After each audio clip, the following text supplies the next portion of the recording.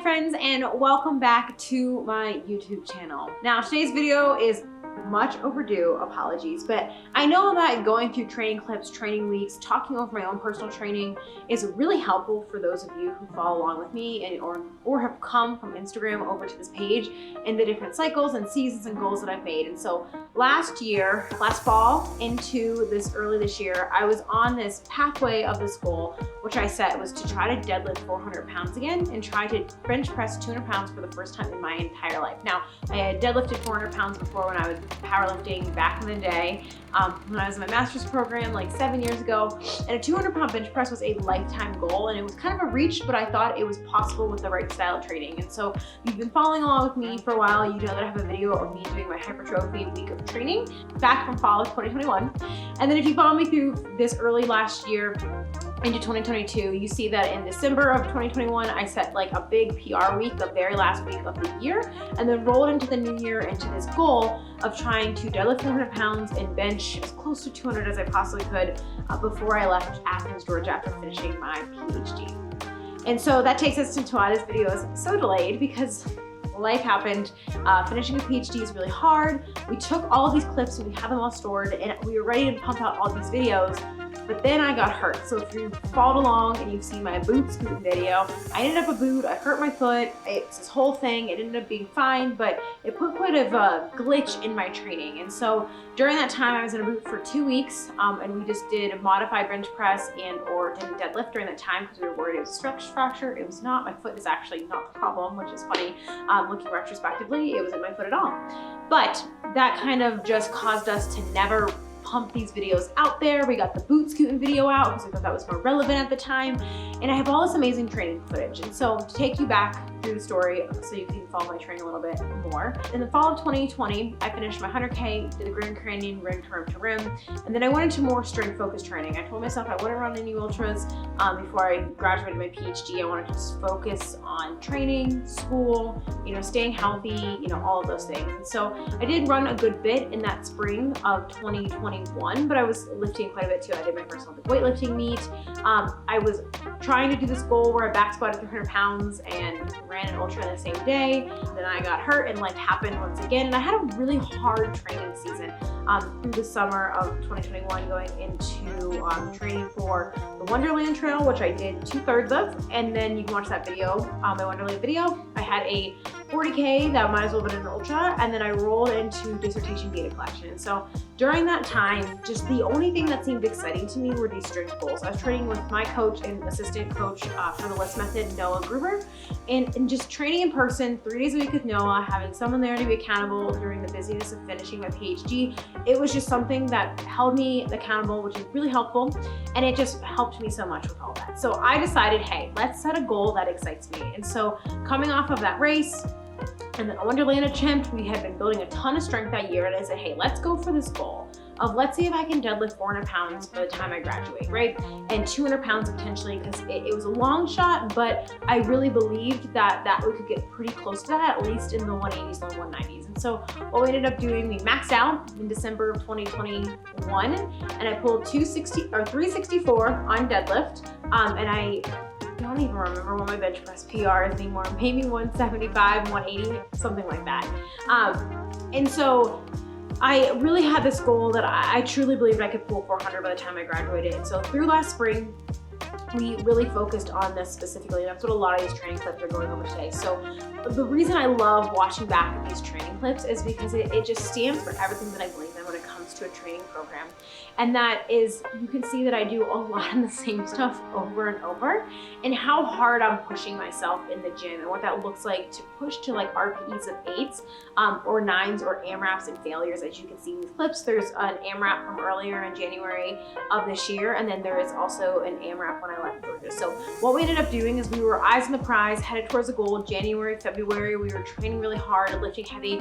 We were doing a ton of pause deadlifts and banded deadlifts off the ground to work on my pulling off the ground. That is the hardest part for me, and locking out at the top. So those are where I you know, I'm pretty strong off the ground, but you know, the pauses really helped me with where I do stick with that.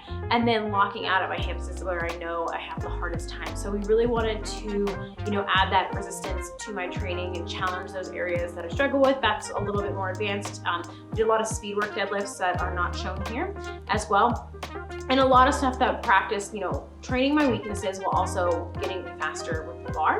Alongside my Olympic weightlifting all of this time, still pushing my squat goals. It's funny because I have all these clips and I was squatting some of my heaviest squat weights during this time and just like not recording and documenting it at all. Pretty excited about that. I had some huge box squat PRs and like, I think I did 335 for reps on a box squat, which was the most I ever had on my back. So it was pretty cool.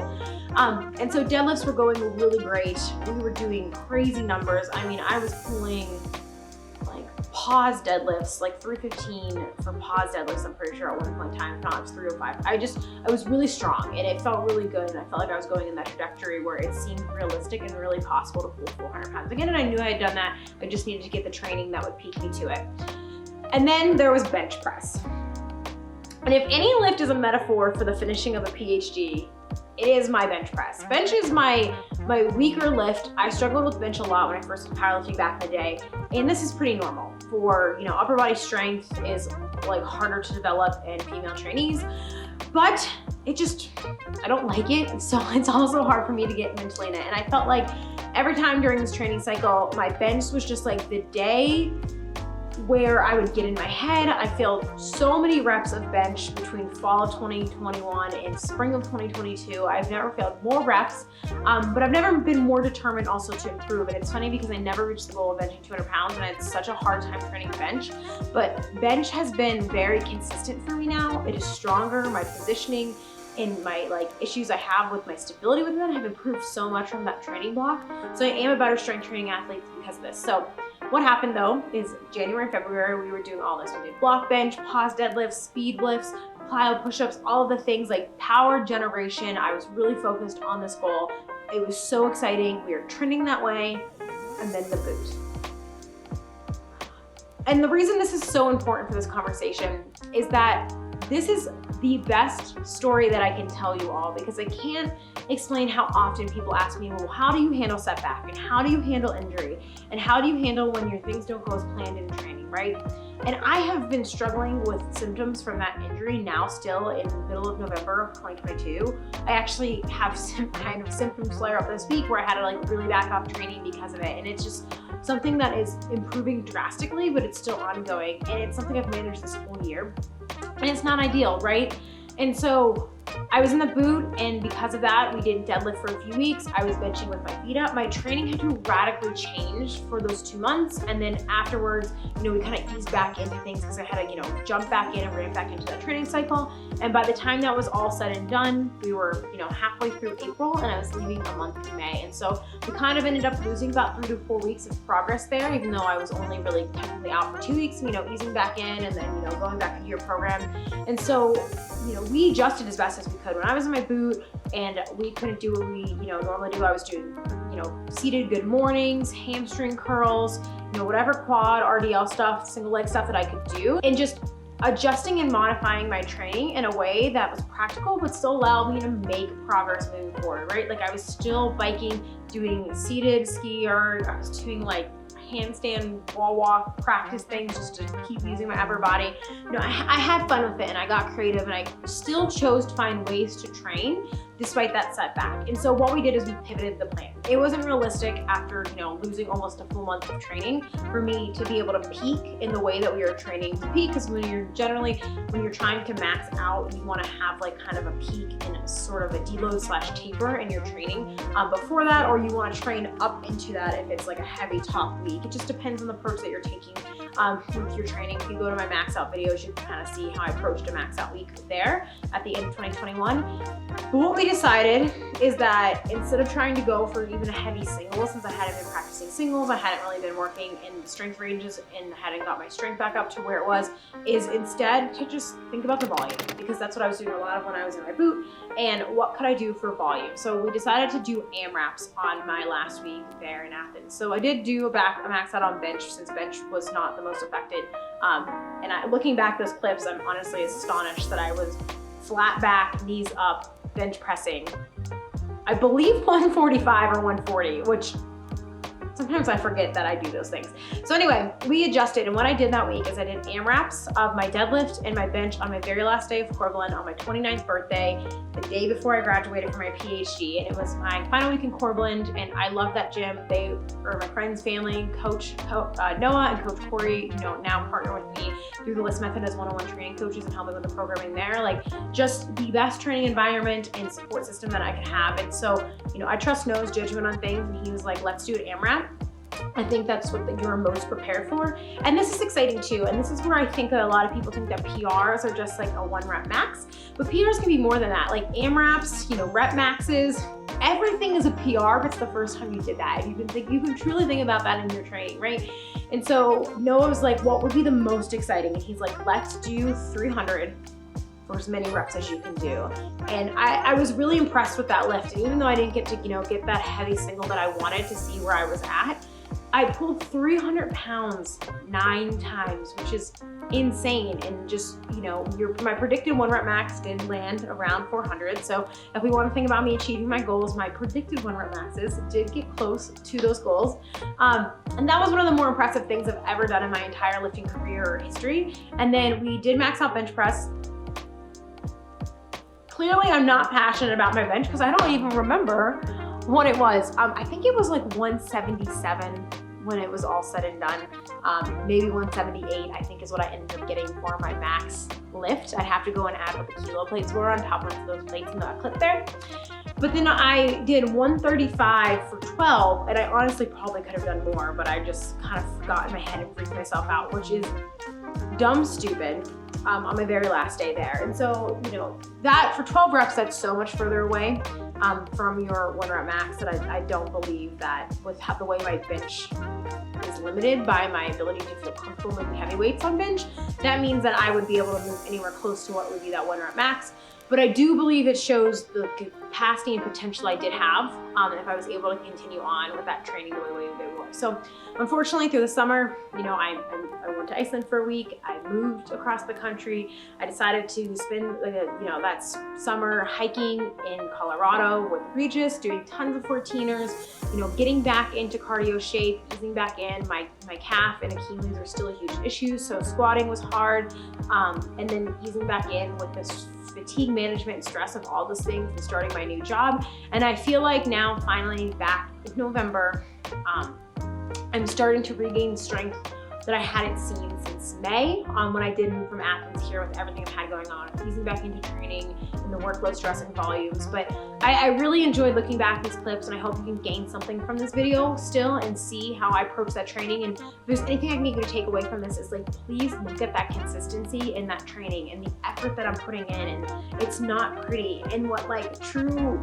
pushing your strength is in the gym and what that looks like to challenge yourself. But it takes time to get there. That is a skill. Record yourself and document yourself as well, because it's funny looking back at this.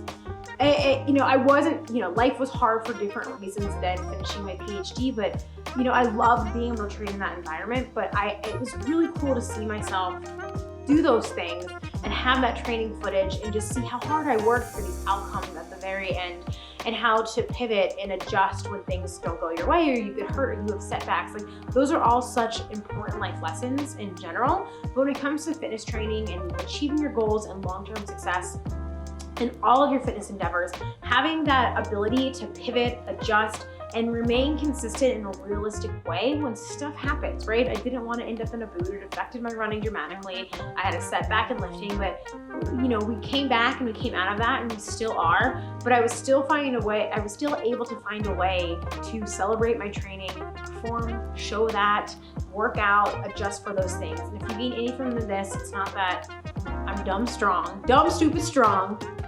It's those things that you can apply for your training, because the point of these videos aren't for you to compare yourself to me.